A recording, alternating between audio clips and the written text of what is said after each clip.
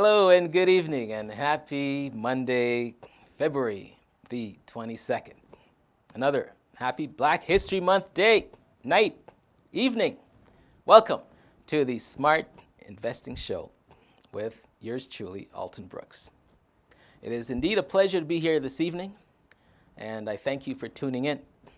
Tonight is a special night, as the guest of honor is none other than myself, aka the Wolf of Wall Street and Bay Street. Now, some of you may be wondering, and some have actually asked me, how did you come up with this name? Well, this name actually was bestowed upon me by many different individuals, hence why it became sort of something that just took a life of its own. Over the last year or so, I've been testing out a proprietary stock trading system that I developed. And I had a few subjects who were actually trying it out live with their own hard-earned cash. And thankfully for them, they were able to do very well with it. And they, for some reason, kept referring to me as the Wolf, because for some reason I had this uncanny ability to siphon out some really good trades. So with these various folks inundating me with that name, it just became something that had its own legs. So when it comes to stocks, Alton turns into the Wolf. So therefore, now you know where I got that name from. So tonight is a night where I'm going to take a little time, and I'm going to talk to you specifically about how you can start looking at making some investments on your own, and how you can use some simple ideas to try and better that for you. I'm going to go through some slides that's going to break down simply what some of the things you should be looking at is, and simply just ideas on what you should think about when making or thinking about making investments in the market. Many people have gone out and taken their online courses. I know many are using YouTube. You're also at your smartphone, you're trying to do your daily trades, but many of you really don't know what to do or how to do it, or if you do it, what exactly is next. So for tonight and for next week, I'm going to be breaking down for you some of the things that you should be looking at. So we're going to go to our first slide, which I'm going to break down on a few things for you. So first of all, you want to get in the market, you don't know how to do that. Well, what you would first need to do is open what's called a trading account. And it's very simple.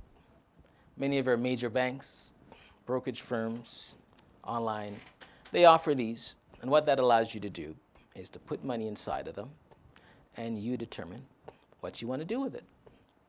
You can leave it in your cash, or you can buy stocks, or you can buy lots of other things. But mainly what we're going to talk about for tonight is opening an account that will allow you to trade stocks. So whether it's one of the big five and one of their brokerage arms, or whether it's Wealthsimple or Robinhood or any of the other types of online accounts that are out there, the first thing you need to do is to put some money into one of these accounts to get yourself ready to go. You can start with as little as $500 or even $1,000, but as little as $500. And if you don't have $500 today, just make a plan on how you can save that. If you save $50 a week for the next 10 weeks, there's $500. Or if you save $100 a month for the next 5 months, there's $500. So once you have your savings going, deposit that into your brand new account that you've opened up, and you go from there. One of the most important things to do when it comes to investing is to start early. Because the earlier you start is the more you can take advantage of what we call compound interest, compounding your returns. And what that means is that when you invest today, and you get a return on that, whether it's a month or a year from now, you now can reinvest that return back with your original starting amount, and therefore get to high returns even faster. So the sooner you start that, is the better off you'll be at building up those nest eggs. So you're looking at opening an account. You go sit down with your investment advisor or someone in the bank, what do? Well, there are a couple of different things to look at. What you want to look at is accounts that you can manage yourself. And those are called self-directed investment accounts. So that's one of the buzzwords that you want to be able to understand. Self-directed means that you, and only you, will decide what investments you put inside of your account. If you want to keep it in cash, that's your option. If you want to keep it in stocks, that's your option. If you want to buy something else, GIC, that's your option. So a self-directed investment account is something that you'd like to open. Now, when it comes to self-directed investment accounts, there are a couple of different options. You can look at registered accounts or non-registered accounts. Registered accounts mainly offer you tax savings. These are instruments that either upfront will offer you some tax savings, or during the course of owning those instruments will offer you tax savings, or at the time of withdrawing it can offer you less taxes. For instance, a TFSA, otherwise known as a tax-free savings account. This allows you to deposit monies, make as much money as you want to make, and you can take it all out tax-free. So for instance, if you deposit $1,000 into a TFSA, and you're lucky enough to make $10,000 out of that, that entire $10,000 sum is yours to keep. Our Rrsp, Registered Retirement Savings Plan. This is an instrument that many people, especially those that are working, use to lower their taxes and to increase their tax refunds at tax time, like we're currently at. While in this account, all of your returns are tax-free. So theoretically, if you start early into an Rrsp, you can hold it for 20, 30 years, and everything that you accumulate in that account is tax-free.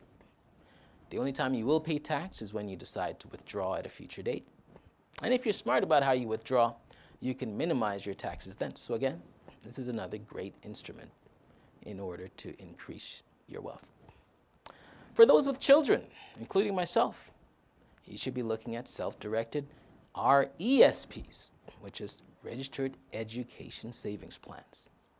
What this allows you to do is to control the type of investments that your funds are being used for to try to get better returns. So when your child is ready to go off to college or university or travel around the world to study, there won't be an issue because you'd have made returns that would have been tax-free, returns that would have compounded over a number of years, and now you can pass that on to your children and have them enjoy the education that they would like. Now, you can get to retirement where you have a RRIF, otherwise known as a RIF, Registered Retirement Income Fund. Again, savings in here are tax-free until you decide to withdraw that. So these registered accounts have some sort of tax savings and implications. Non-registered accounts offer no tax savings. Some of these would be, for instance, a cash account. One of the advantages of a non-registered account is that there is no maximum. With most registered accounts, it is dependent on income. There are maximum, there are limits. So you're limited by how much you can actually deposit in those accounts. When it comes to non-registered accounts, though, if you've got $100,000, you can throw that in there, no problem. There is no issue. There are other options for non-registered accounts, such as margin accounts, option accounts, futures, foreign exchange, penny stocks. These do offer a high level of risk. So I would not suggest this for those that are just starting out to get into margin, options, futures, forex, until you're very versed into what these instruments can do, because you can actually lose a lot of money investing in them. So what comes up next? You've opened an account, you've decided where you want to put the funds, you're ready to go, you've reviewed your choices, and you've decided what's going to work best for you. You've talked to your financial advisor if need be, and for those that are brand new and starting out, that usually is a good idea to talk with someone who's experienced and get some suggestions. So now you have to, what we call, work your buy and sell strategy. You have to work out something that you'll stick to that will determine your success. But before doing that, I would first suggest for those that are brand new to trading to start out by making some paper trades. Now, with paper trades, you can wait a couple of weeks, you can wait a month, and then you can see, how did it do? Did it go up? Did it go down? Did it go sideways? Once you take a look at that, you can see if you're ready for prime time. Try it a few times. Try it for a few different types of industries, a few different types of trades. With paper trading, there really is no pressure. There is no fear. And as we will see later on, fear can make you do things that you don't want to do when it comes to stocks. So, paper trading will help you alleviate some of that. We will now go on to the next slide. So, tonight we're talking about stock market trading and investing and some of the insider's secrets. But before we get to that, we're just reviewing and running through some of the important things that you need to think about. For those that are just joining, we thank you for joining in. Again, we're on the GBKM network with the Smart Investing with Alton Brooks show.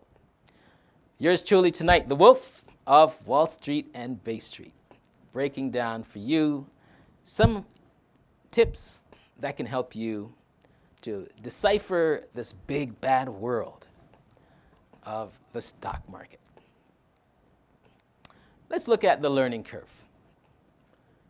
We have to first understand that Rome was not built in a day. We have to take our time to learn. Over the last little while, many months, a lot of people have approached me on investing in the market. And to a man and a woman, everyone wants to get to where they need to in like a day or two, or a week or two, or a month or two. And the stock market doesn't work that way. If you're a novice at trading, a novice at investing, it will take time for you to learn some of the good strategies. And you have to give yourself time for that. You also got to remember that time is money. And in order to make money in the stock market, you have to give it time. Stocks do need time to actually grow. And if you buy something today, it doesn't mean it's going to double or triple tomorrow or the next week. And yes, some people will get lucky. They'll buy something today. And in a couple of days or a couple of weeks, they get a nice return. They call up all their friends and they talk about the great trade that they made. But that's luck. And it doesn't happen every day. You don't want to depend on luck. You want to depend on your ability to understand what you're doing. So, patience is the key. So, we're going to make a game plan. You've now opened your account. You're wondering what to buy. You've given yourself some strategies. You're making a game plan. What are you going to do? Many people are going to start coming to you saying, hey, I hear that you're trading. You need to buy XYZ. You need to get some Bitcoin. You need to get some electric, clean fuel energy. You need to get all these latest buzzwords. And they'll tell you and rhyme off all the best stocks to buy. So what I'd suggest when this happens is to hear what people are saying, but you don't exactly have to listen. I get tips every day on what to buy or sell. And I do listen. I do hear them. But then I filter what I need to filter, and I decide what's important and what isn't. Because at the end of the day, I stick to my strategy. And if my strategy deviates from what someone else is saying to me, then I make sure that I stick to what I know works.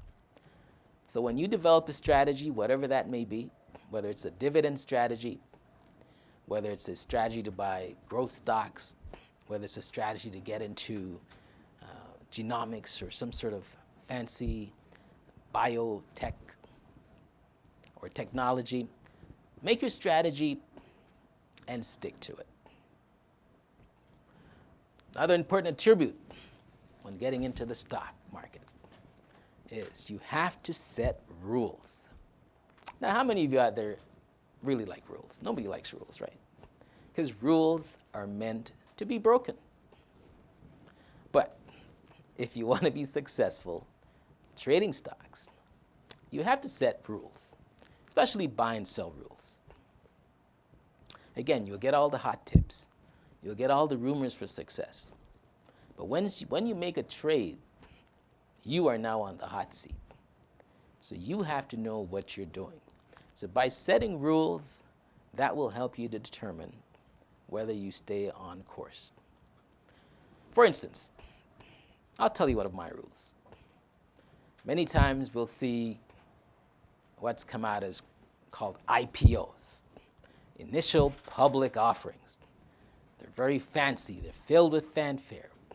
You might have an Airbnb is going to the New York Stock Exchange, or the next greatest stock is coming out. And you want to be a part of it.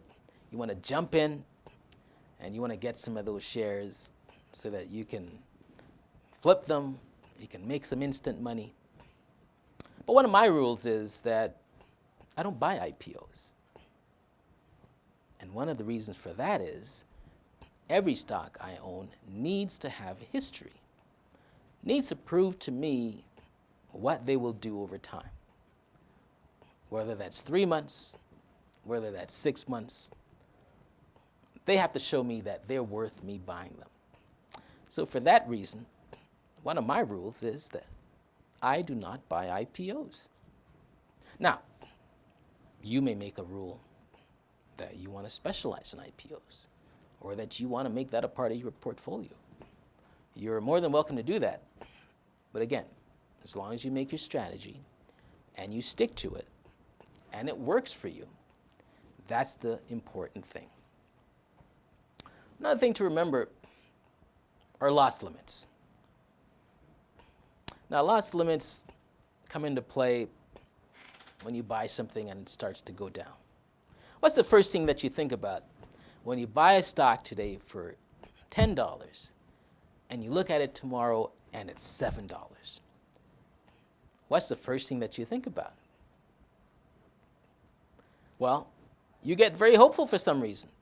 You start hoping that it goes back up. Now it drops to $5. You're keeping hope alive. Man, I hope this get back to $10. This thing is dropping. But a lot of times we're inverting what we should really be doing. When your stock drops, and if it drops below the limit that you set for it, you're not supposed to hope that it gets back to where it was. The correct thing to do is to sell the stock. Limit your loss. Never fall in love with a stock and walk it all the way down in hope that it will get back to where it needs to get back to. Let's look at it the other way. You buy a stock for $10 and tomorrow it goes to $12. What's the first thing that happens now? My God. You start having fear. What am I going to do? This stock is up 20%. I've got to sell it. Now look how that is a little different from when you're losing money. You were hoping for it to go higher. Now you've bought a stock, it's gone up a little bit, and now the first thing you want to think about is selling it. The fear that comes in of losing the little profit that you've made. So this is how we invert things as traders. Because when a stock starts going up, what you're supposed to do is hold on to it and have it continue going higher. Not fearing that it's actually going up. Just like when a stock is going down, you're supposed to sell it if it hits your sell point and not hope for it to go back up. So these are the two important things for us to remember. Never fall in love with a stock going down. Set your loss limits, and when you hit that, you take the emotion out of the equation. And what do? You sell your stock. If you buy a stock that's going up, what do? You hold on to it, let it continue to go up. Risk, reward. We always hear these two buzzwords. The higher the risk, the higher the reward. The lower the risk, the lower the reward. I like to turn that into something else. I like to call it knowledge reward. Because the higher your knowledge is the higher your reward will be. The lower your knowledge, the lower your reward will be. So let's take risk out of the equation and turn it into knowledge, because knowledge is power. So, the more knowledge, the higher your reward. So make it your priority to learn as much as you can learn about the strategies that you will use to invest, to lower your risk, and at the same time keep the same level of reward that you're working with. And that's what I try to do when I trade in the market. I use my knowledge to lower my risk, but at the same time, keep my reward level high.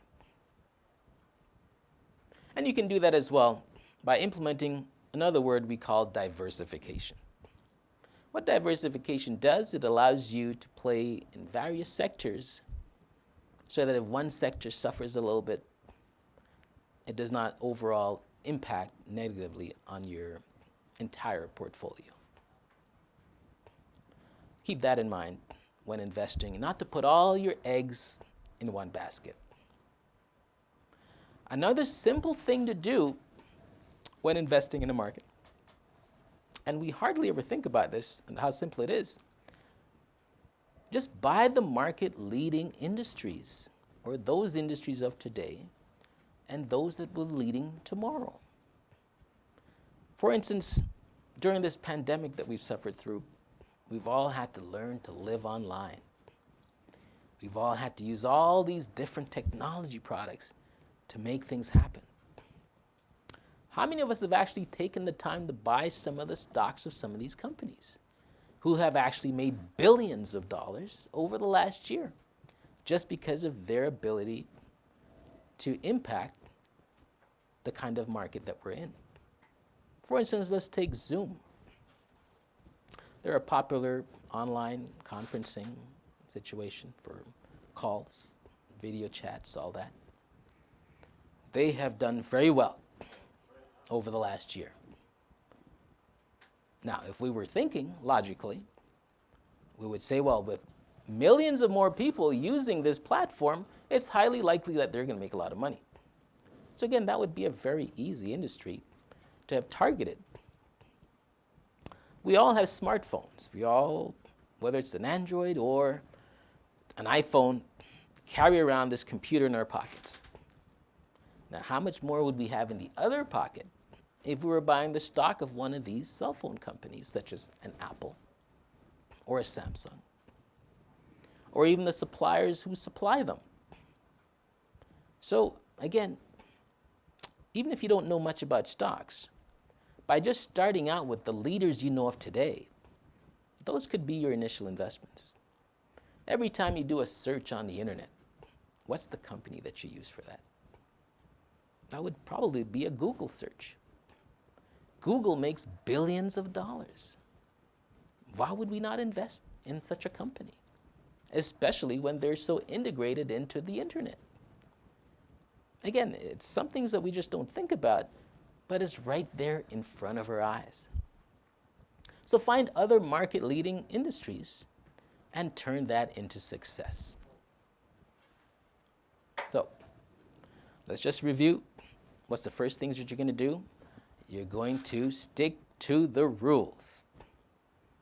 You're going to make rules. You're going to stick to them. We know that change is a challenge. We know that we like to break rules. But you just got to remember that it takes time for success. But if you learn to stick to your rules, you'll be halfway there in making these investments pay off. Now remember as well, when you buy some of these market leaders, you're going to say, but the stock is so expensive. The price is so high. Well, you got to remember, sometimes you get what you pay for. And leaders are not cheap. But even if you were to buy 2 or 3 shares of a $400 per share company, that goes up 30 to 40% per year, that investment is still going to grow quite well.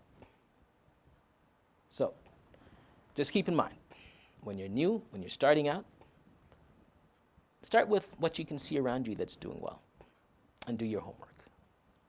So we will be right back after these messages, but thank you for listening in to the Smart Investing with Alton Brooks. We'll be right back. You can officially download our free GBKM app from the App Store and the Google Play Store, okay? Now, what is the best thing about this app? Well, it is that you have all of the features from the website that is portable, in your hand, ready to use and ready to go. Now I'm just gonna guide you through what we have available on our app right now. So here, this is the page where you can watch our live TV, our GBKM TV. You can watch live, enjoy the shows live. Now, if you go to our tabs, you can check out any shows you missed in the past shows tab, and that takes you to the past shows that have happened in the last week. And if you just scroll down, you can see those past shows in order, chronological order with their dates next to them as well. So if you've missed a show, no worries, just go to the past show tab and you can catch up on your favorite GBKM entertainment. Going back to our menus tab again, you can check out our upcoming shows so you do not miss any past shows. You can check out our breaking news section, which is our newest section as well, to learn of any breaking news within the diaspora, across the globe, all of that good stuff, so you can stay engaged and up to date on what's going on with our breaking news tab on. Hello and good evening and welcome back to the Smart Investing with Alton Brooks show on the GBKM network. You know, I've been hearing from a lot of people all around the world, actually. I'm just going to give a quick shout out to those that are watching around the world. I hear some folks are watching from Atlanta. I know got some folks in Mexico watching. I've got the Caribbean, of course, Jamaica. I've got St. Vincent and the Grenadines. I got Guyana watching. Ghana's watching, Nigeria. Also some folks staying up late in the UK watching. And as well, I can't forget my folks down in Florida and New York. And as well as the local GTA, the T-Dot, thank you for tuning in. Again, you've got the Wolf of Wall Street and Bay Street, AKA, my name's Alton Brooks. And I've been telling you tonight and sharing a few things with you to help break down this enormous thing called the stock market. And to show you that it's not as big and as bad as you might think it is, because by having just a little bit of knowledge, it can help shape some of your concerns and get rid of some of the fallacies that you may have, rightly or wrongly, about the market and what you should be doing. Now, we've only got a couple more minutes, so I'll share a couple more points with you. But we will continue next week with some of these topics just to slowly bring you up to speed on some of the things that you should look out for. So when it comes to investing, there are 2 types of investors. There are those who use the theories called fundamental analysis, and there are those who use what's called technical analysis. Now, for next week, we will get a lot more into the technical analysis point of view. And they're both quite interesting, and many experienced traders will use both concepts when deciding on whether to invest into a stock or not. When you think about fundamental analysis, you might think of the Mutual of Omaha himself, Mr. Warren Buffett. That's his thing, fundamental analysis. Others use the technical analysis to basically just make decisions on what they see happening in the market. So fundamental analysis looks at the internal strength of a company, while the technical analysis piece looks at the actual performance of the company. For fundamental analysis, you're going to dig deep into the books of the company. You're looking for things like consistent earnings. You're looking for increasing sales. You're looking for margin increases. And what's margin increase? Well, that's the amount of profit you have left after paying for some of your bills. Because if you have nothing left after just a few bills, imagine what will be left after more bills are paid. So you want to make sure that if you make something such as a widget, that you make it at a very high profit with lots of margin left to pay for other expenses. And when this margin line grows, it means that more profit will be available on the bottom line. You may be looking at growth stocks. You look at their annual earnings. You're looking for long-term earnings, stocks that make money quarter after quarter, year after year. You're looking for companies that are number one in their field. Let's take, for instance, packaging and shipping. You may think of UPS, but the company I'm thinking about is Amazon.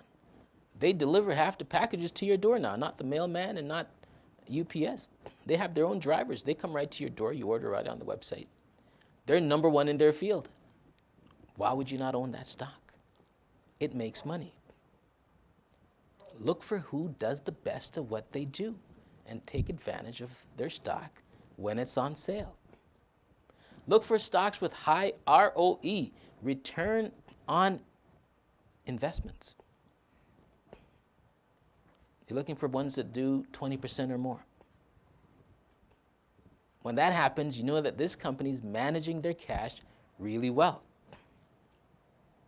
So when their return on equity, their ROE, is 20% or higher, by digging through the books, you find out this information. If you find that that is the case, it may be a company that you got to look at purchasing. You want companies that have superior products, that offer superior services, which makes them must-buys, must-have, just like that iPhone that everybody must have. You want companies like that in your portfolio. Another reason you want them in your portfolio is because the people who move the markets have them in their portfolio. Whether I have 5 shares of Apple, or someone else has 10 shares, or someone else has 20 shares, that is really meaningless unless the companies who own millions of shares want to own them. Because that's the only time that the stocks will go up. If the folks on Wall Street and Bay Street have no interest in a stock, it's not going to go anywhere, regardless of how much you love it. So make sure that the stocks that you buy are also stocks that those on Wall Street and Bay Street are buying as well. Now, we're going to call it an evening tonight. I hope you've learned a few things from tonight's show. I will continue with this teaching topic next Monday, so you'll get me 2 weeks in a row, breaking things down slowly for you. And for those who are more experienced traders, we will catch up to you. But we have to make sure that those who are looking to get in the market understand these simple concepts and set them on a great footing for when they start doing things on their own. Make sure you read a lot. There's a lot of information out there. Educate. Knowledge equals reward. The higher the knowledge, the higher your reward. So thank you for joining me this evening. It's been a pleasure. Happy Black History Month once again. And I'll see you next Monday night. Take care. You can officially download our free GBKM app from the App Store and the Google Play Store, okay? Now, what is the best thing about this app? Well, it is that you have all of the features from the website that is portable, in your hand, ready to use and ready to go. Now I'm just gonna guide you through what we have available on our app right now. So here, this is the page where you can watch our live TV, our GBCam TV. You can watch live, enjoy the shows live. Now, if you go to our tabs, you can check out any shows you missed in the past shows tab, and that takes you to the past shows that have happened in the last week. And if you just scroll down, you can see those past shows in order, chronological order with their dates next to them as well. So if you've missed a show, no worries, just go to the past show tab and you can catch up on your favorite GBKM entertainment. Going back to our menus tab again, you can check out our upcoming shows so you do not miss any past shows.